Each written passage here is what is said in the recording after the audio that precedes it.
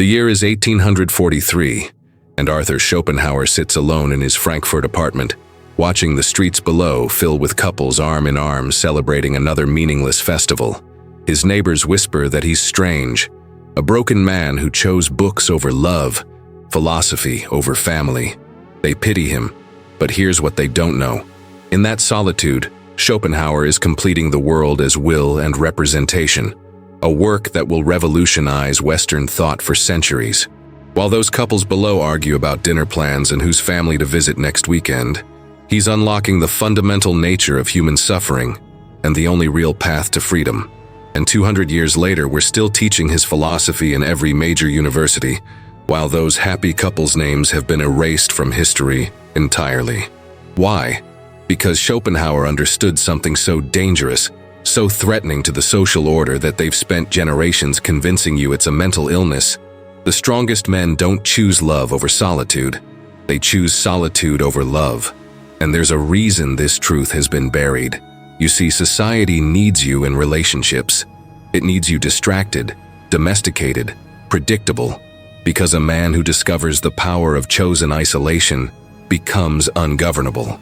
He stops needing their approval. He stops consuming their products promising happiness through partnership. He stops playing their game entirely, and that makes him the most dangerous kind of free. But what if everything you believe about strength and connection is backwards?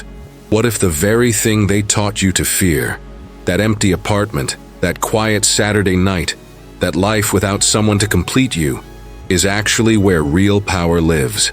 Here's the question that will haunt you after this video ends. What if I told you that the path they're all pushing you toward, the relationship, the marriage, the happily ever after, isn't leading to fulfillment but to a perfectly designed prison? Stay with me, because I'm about to show you why the greatest minds in history, the empire builders, the philosophers who changed everything, they all shared one secret. They understood that strength isn't found in love's warm embrace. It's forged in solitude's cold fire. And once you see what I'm about to reveal, you'll never look at relationships the same way again. Schopenhauer wrote, "A man can be himself only so long as he is alone, and if he does not love solitude, he will not love freedom. For it is only when he is alone that he is really free." Think about those words. Really let them sink in. He's not saying solitude is something you tolerate until the right person comes along. He's saying freedom itself is impossible without it. True freedom. The kind of freedom where your thoughts are entirely your own, where your time belongs to no one but yourself, where your energy flows undivided toward purposes you consciously choose. And here's where it gets uncomfortable. Look at your life right now. How much of your mental energy goes into managing someone else's emotions? How many of your decisions require another person's approval? How often do you bite your tongue, adjust your plans, compromise your vision because you're negotiating life with a partner? The man in a relationship lives in a constant state of translation. Every ambition must be explained. Every risk must be justified. Every hour spent on his purpose must be balanced against time spent maintaining her emotional world. His calendar isn't his own. His evenings aren't his own. His mental space isn't his own. He's not free. He's managed. But the solitary man, his time is his own. His energy flows undivided toward his chosen purpose. His decisions answer to no one but himself and reality's hard demands. His mornings begin when he decides. His nights end when his work is complete. His weekends belong entirely to his calling. Society calls this selfish. I call it sovereign. And there's a pattern hidden in history they don't want you to see.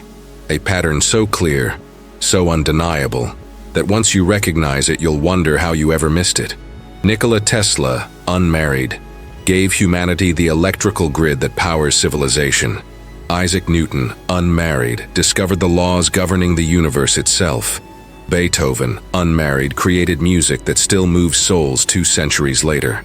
Kant, unmarried, revolutionized philosophy and human understanding.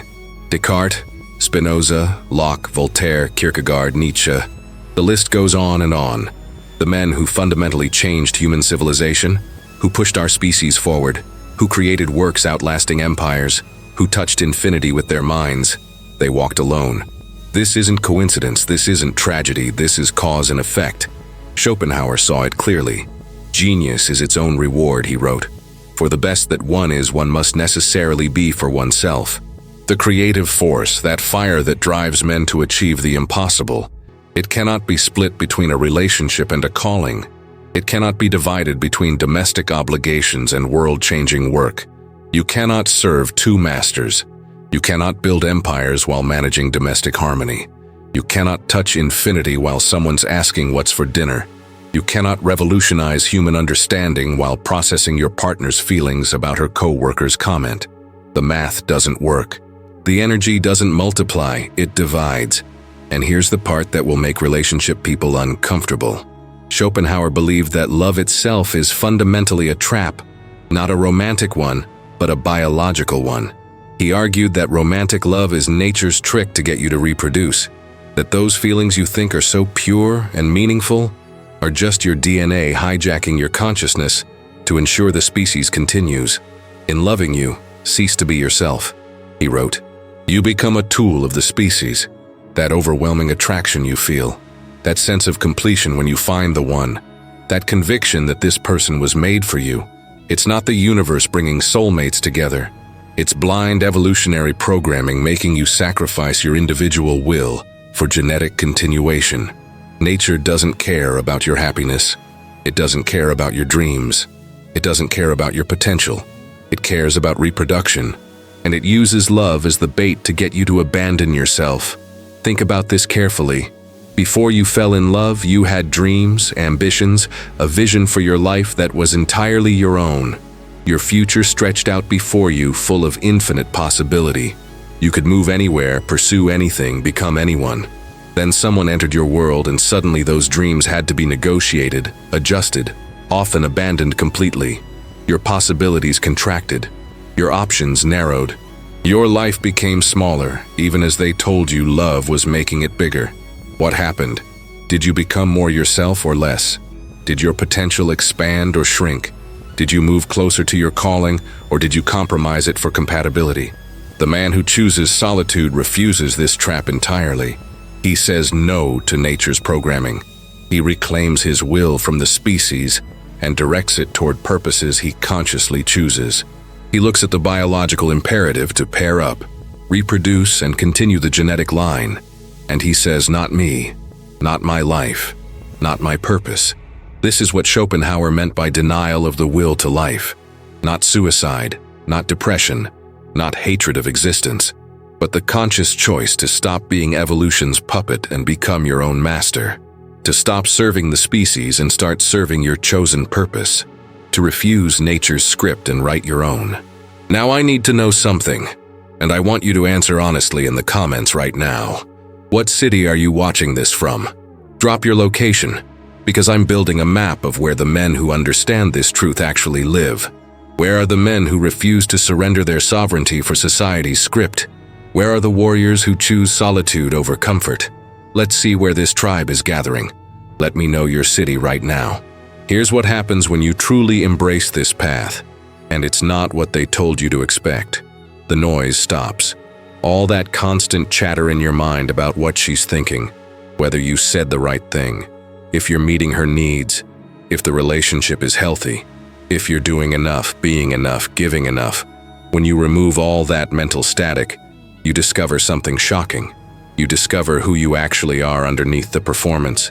Most men never meet themselves. They go from their parents' house to a relationship to marriage to death, without ever spending significant time alone with their unfiltered consciousness. They're always performing, always adjusting, always being who someone else needs them to be. The solitary man has no choice but to confront himself directly. Every morning he wakes up and there's no one to blame, no one to hide behind, no one to perform for. Just him and the raw truth of his existence. Just him in the mirror reflecting back exactly who he is without filters or excuses. This terrifies weak men. They need the distraction of relationship drama because they're afraid of what they'll find in silence. They need someone else's problems to focus on because their own depth terrifies them. They need constant external validation because they've never built internal worth. But strong men like Schopenhauer, they crave this confrontation. They hunger for it. They know that greatness is born in that space between you and your unfiltered self. They understand that you cannot become who you're meant to be while constantly performing for an audience. Schopenhauer developed a routine that would seem insane to modern relationship culture. He woke at 7 every morning, wrote until noon without interruption, no exceptions, no compromises. Then he took a 2-hour walk alone with his thoughts. No headphones, no distractions, just him and his mind working through philosophical problems. He ate a simple lunch, read philosophy and literature for hours, attended concerts or theater alone, then returned home for evening contemplation and early sleep. Every single day, for decades. No compromises, no negotiations, no adjusting his schedule around someone else's needs or moods or social calendar. No partner asking him to skip his walk to run errands. No wife suggesting he take a day off from writing to spend quality time together.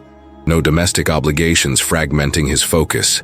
And in that rigid, protected, sovereign solitude, he produced philosophy that's still taught globally, that still shapes how we understand consciousness and suffering and the human condition, while millions of married couples from his era left nothing but forgotten tombstones and faded photographs.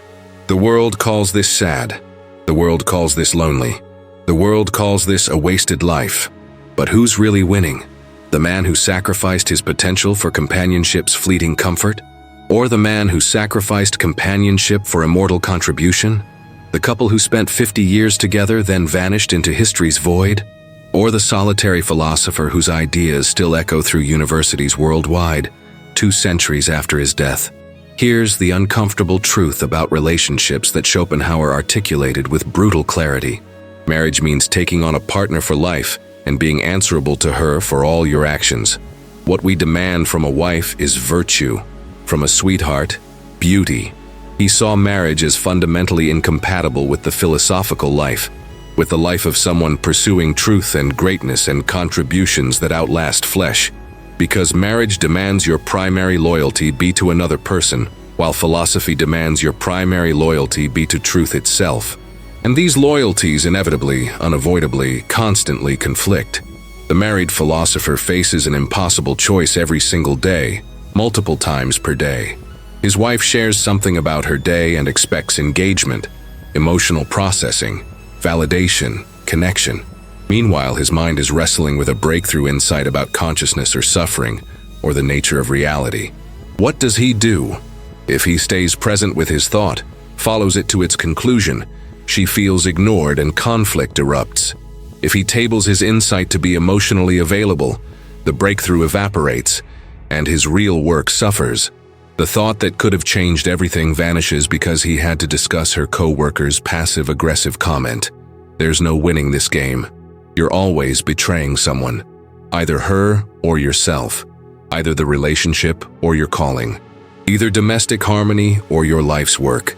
And you make that choice hundreds of times, thousands of times, until one day you wake up and realize you've spent 20 years maintaining a relationship instead of building a legacy. The solitary philosopher has no such conflict. When insight strikes at 3 in the morning, he gets up and writes for 6 hours without explaining himself to anyone. When a problem requires 8 hours of uninterrupted focus, he closes the door and gives it 8 hours. When his work demands he disappear for a weekend to think, he disappears. His creative energy doesn't leak through 1,000 small relationship obligations. It doesn't drain maintaining someone else's emotional stability. It doesn't fragment across domestic responsibilities and social calendars and managing another person's expectations. It concentrates into focused force that can actually move mountains, that can actually change the world. This is why Schopenhauer could spend 8 hours dissecting a single philosophical problem without distraction. This is why he could maintain the mental intensity required for genuine original thought. This is why his work has depth that married philosophers rarely achieve. He protected his consciousness like a fortress, and the only way to maintain that protection is radical, uncompromising solitude. But here's where most men get confused, and this confusion keeps them trapped. They think solitude means loneliness, that choosing to walk alone means you hate people or can't connect or are broken somehow. This completely misses the point. Schopenhauer had friends. He attended social events. He enjoyed conversations with intellectual equals.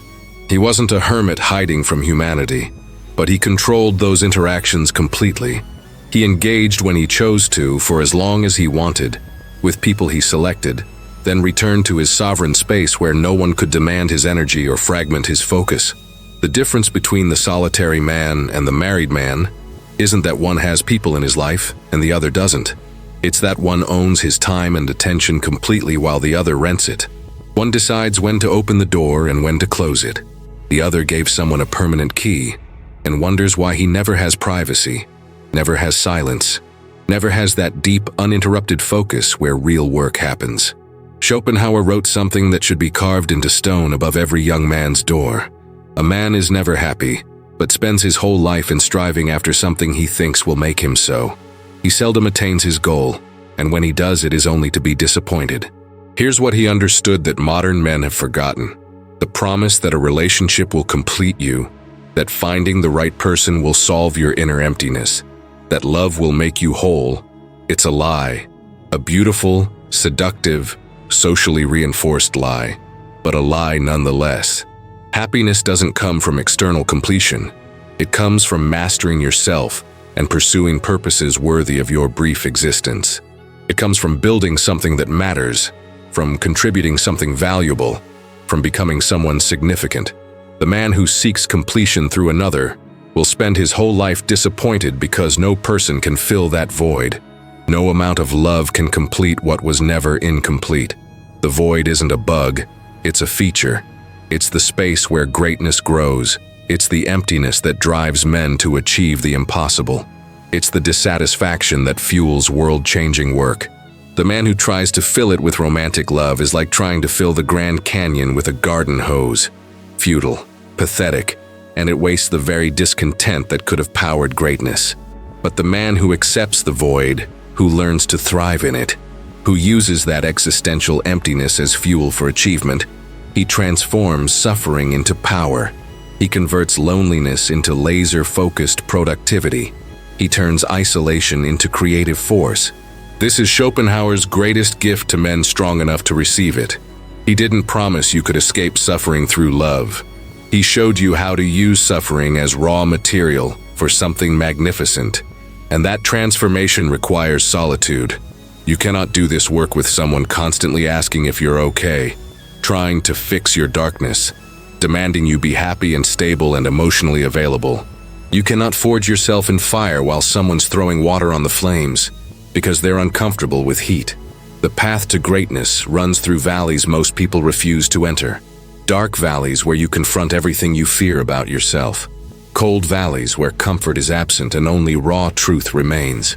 Lonely valleys where no one can hold your hand, because the work can only be done alone. The solitary man walks those valleys deliberately and emerges transformed, stronger, clearer, more himself than ever before. The married man either avoids those valleys entirely, staying comfortable and mediocre and safe, or he walks them while dragging an anchor of someone else's fear and discomfort and need for him to stay the same. Now here's what the relationship people will never tell you, what they can't admit even to themselves. The freedom they convinced you to surrender, they secretly resent losing it every single day. Watch married men carefully. Listen to how they talk when their wives aren't around. The jokes about being on a leash, the wistful comments about their single days, the way they live vicariously through bachelor friends, the excitement in their eyes when they hear about someone traveling alone or pursuing a crazy dream, or living without permission, the quiet desperation as they realize they traded their sovereignty for companionship, and the price was infinitely higher than they calculated. Schopenhauer saw this everywhere he looked. Men who compromised their deepest nature for domestic peace. Men who abandoned their true calling because it didn't fit family life. Men who died with their greatest work still inside them because they spent their creative energy on relationship maintenance instead of legacy building. Men who sacrificed themselves on the altar of partnership and called it love.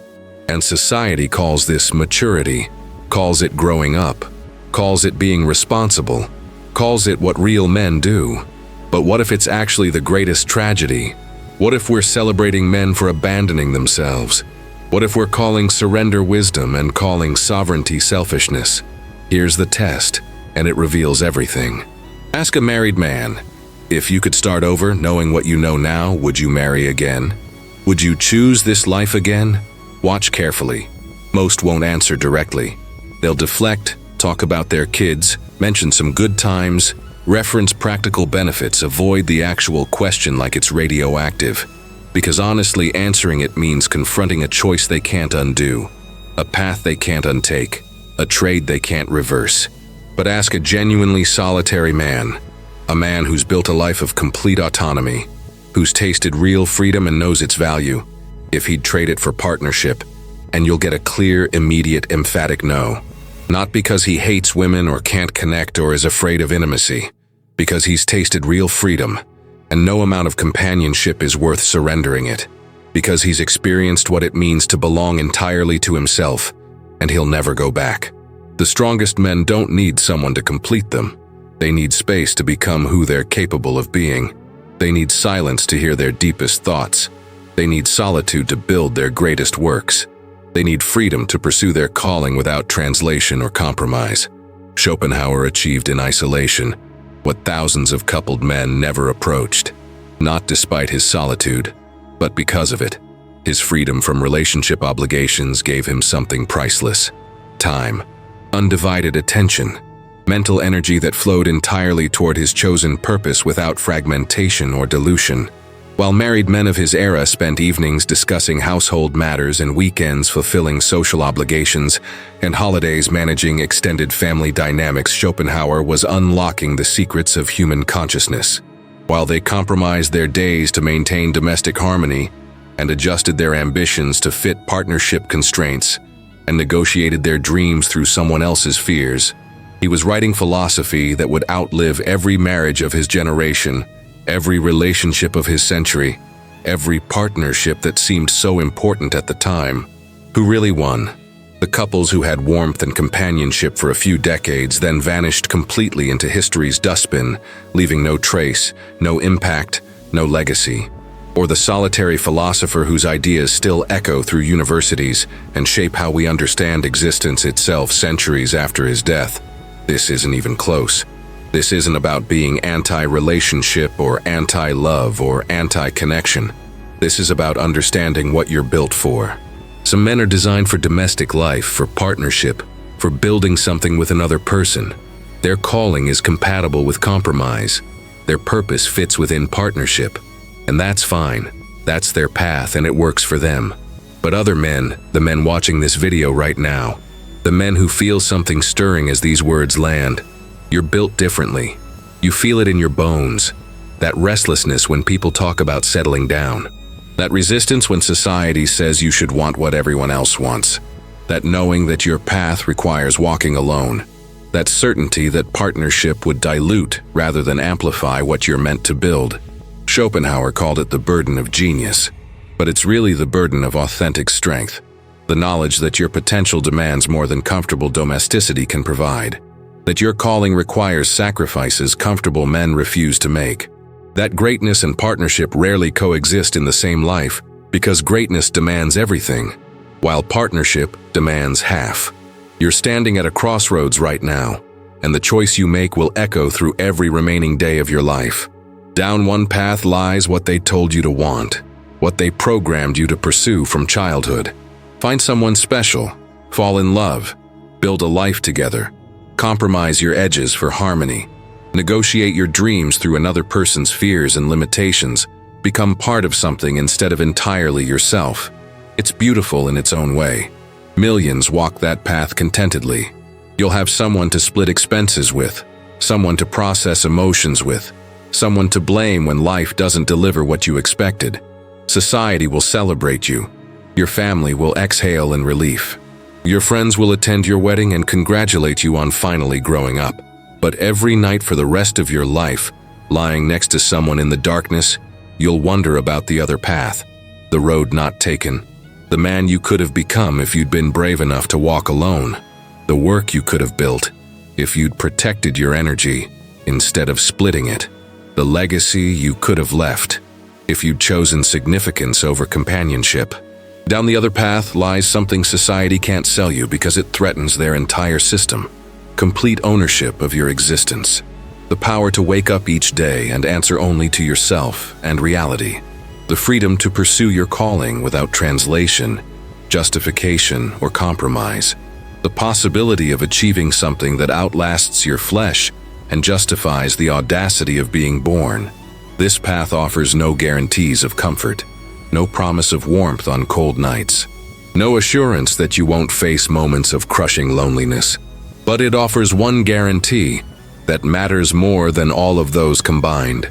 You will belong entirely to yourself, and from that belonging, you might create something world-changing. Schopenhauer walked this path and gave humanity profound insights into suffering, will, and the nature of existence itself. Tesla walked it and gave us the modern electrical world. Newton walked it and revealed the mathematical laws governing reality. Beethoven walked it and created music that still stops time. These weren't accidents or tragedies or men who couldn't find love. These were choices made by men strong enough to refuse nature's programming and society's script. Men who understood that their potential demanded more than partnership could provide. Men who chose solitude over love not from weakness, but from the deepest possible strength. The world will call you selfish. Let them. While they negotiate dreams into acceptability, you'll be building empires from undivided attention. The world will call you incomplete. Let them. While they search for their other half, you'll discover you were always whole. The world will call you afraid of intimacy. Let them. While they manage endless emotional labor that leads nowhere, you'll commune with forces they cannot perceive. This is not the easy path. The easy path is crowded with couples holding hands and sharing responsibilities and splitting checks. The easy path offers immediate warmth and long-term regret. The hard path, chosen solitude, radical self-ownership, refusing to surrender sovereignty for completion's illusion. This path is walked by few, but those who walk it discover that true strength isn't found in another's arms. It's forged in the fire of absolute autonomy. Your potential is calling right now and it demands everything. Not half your attention while you maintain a relationship. Everything. Schopenhauer answered that call, and his work still shapes philosophy centuries later. The question burning in your chest right now is simple. Are you strong enough to answer yours? Something inside you shifted while watching this. You felt the truth of it resonating even if it terrifies you. Right now I want you to write in the comments one simple phrase that will separate you from the masses who refuse this truth. Write, "My sovereignty is non-negotiable." Let me see who's actually ready to stop compromising and start creating. Who's prepared to trade companionship's comfort for complete self-ownership's power? Who understands that strength isn't found in love's embrace but forged in solitude's fire? Drop that comment right now and claim your path publicly. Then hit subscribe because you just found the only channel that tells you the truth society desperately wants buried. This isn't motivational content for the masses seeking comfort. This is philosophy for men strong enough to walk alone and build legacies. Hit that like button, not because I'm begging for engagement, but because this video just gave you permission to be exactly who you were meant to be without apology or compromise. The algorithm is watching every interaction, and your like tells it to show this message to more men who desperately need to hear it. The men trapped in relationships wondering why they feel so hollow. The men resisting society's relentless pressure to settle down and surrender. The men who suspect deep in their bones that they were built for something requiring complete autonomy. Your engagement reaches them. Your like might be what saves a man from surrendering his potential for companionship's seductive illusion. Here's what's coming in the next video. Something that will shatter every remaining illusion you hold about relationships, success, and what society has been programming you to chase your entire life. The next video reveals why everything you believe about happiness is backwards. Why the very things they told you would fulfill you are actually the chains keeping you mediocre and controlled. And why the most dangerous men in history all understood one secret that made them unstoppable and ungovernable. Watch for it, because once you see what I'm about to show you, there's no going back to comfortable illusions and social programming. You'll either choose the truth and transform your entire existence, or you'll run back to the lie and wonder for the rest of your life what could have been. Either way, your eyes are opening, and you can never close them again.